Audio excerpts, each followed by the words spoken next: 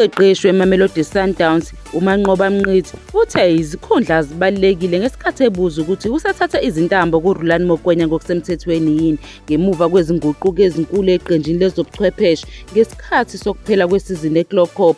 Ubuye uSteve Komphela kanti nalowo wayengqeqesha amaZulu ngaphambilini uRomain Folz naye waqokwa njengomsizi womqeqeshi.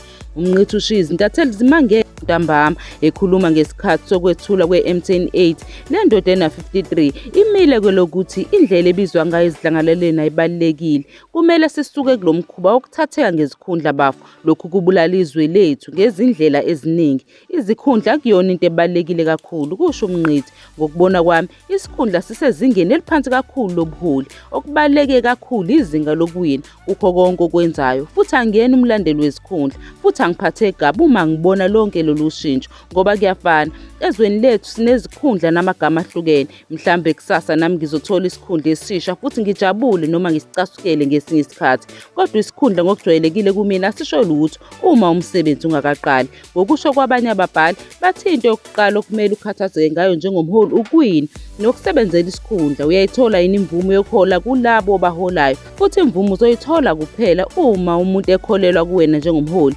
unezifanelo zobuholi okungamandla akho okuhlakani, ukuzidela kwakho, ukwethembeka kwakho, ukuqina nazo zonke lezi ezinye izifanele ezenza umuntu athi mina ngiyajabulela ukholwa yilo mqeqeshi. Kodwa lento yezikhundla akuyona into ebaluleke kakhulu.